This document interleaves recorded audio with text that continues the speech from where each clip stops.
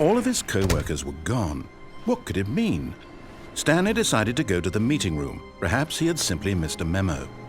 No matter how hard Stanley looked, he couldn't find a trace of his co-workers. The bucket made Stanley want to be a better man and a better co-worker. In time, perhaps, he would become both of those things. Stanley clutched the bucket tightly to his chest. This was not the correct way to the meeting room, but Stanley had felt the bucket calling to him, telling him that the employee lounge was simply the place to be. And here it was. Had the bucket turned out to be correct? Well, no, never mind. The bucket was wrong. Stanley took the door on his left to go back to the meeting room. No, said the bucket. don't go to the meeting room. Go somewhere else. The cargo lift, yes. Go. Good, said the bucket. now ride the lift all the way to the top. There's something up there I need you to do. Stanley did not question why or how this bucket was speaking to him. It should have alarmed him, of course, because buckets can't talk. But Stanley chose not to think about this obvious fact. He was firmly convinced that the bucket had spoken to him, and he unthinkingly did whatever the bucket asked.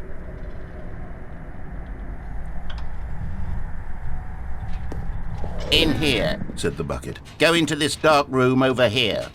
Stanley once again obeyed blindly.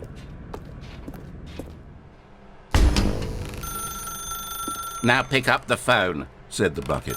Pick up the phone and it will take us back home, where we can go about life together.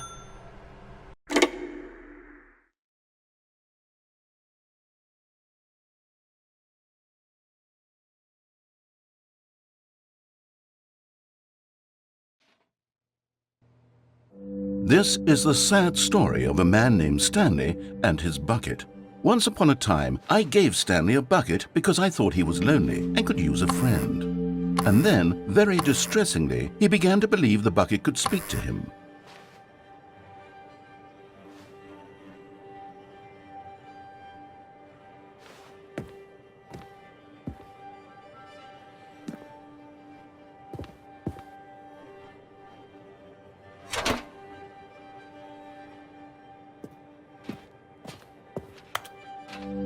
The Stanley Parable Reassurance Bucket was merely meant to provide the comforting glow of companionship. It doesn't literally talk and give you orders. Whatever Stanley is hearing the bucket say to him is just in his head.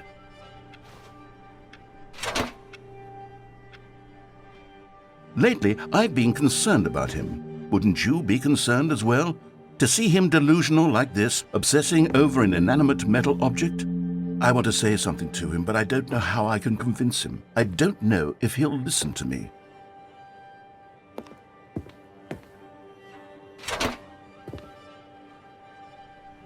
Oh, I'll try anyway. Stanley, can you hear me? Listen to me. It's just a bucket. It can't think, it can't talk. All it will ever truly do for you is effectively transfer a liquid from one location to a different location. That's it. It doesn't do anything else.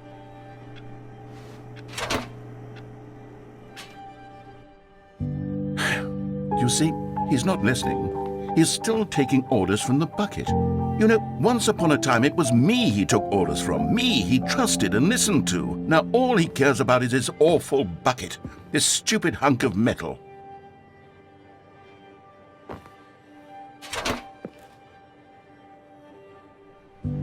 It's sad, but I suppose he doesn't need me anymore.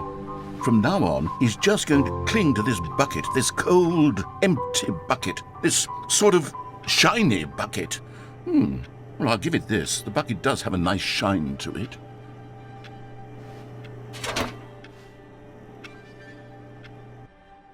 Yes, I suppose on closer inspection that it doesn't quite look like your average hardware store bucket. It's just a little more, what am I trying to say? Sturdier, more capable of transporting liquid. Like it would be better at moving an amount of water from one room to another.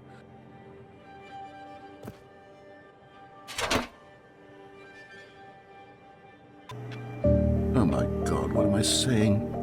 Better at carrying water from room to room. It's a bucket. It's literally just a bucket.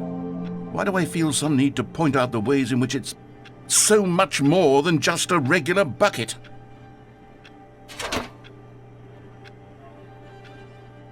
Oh no.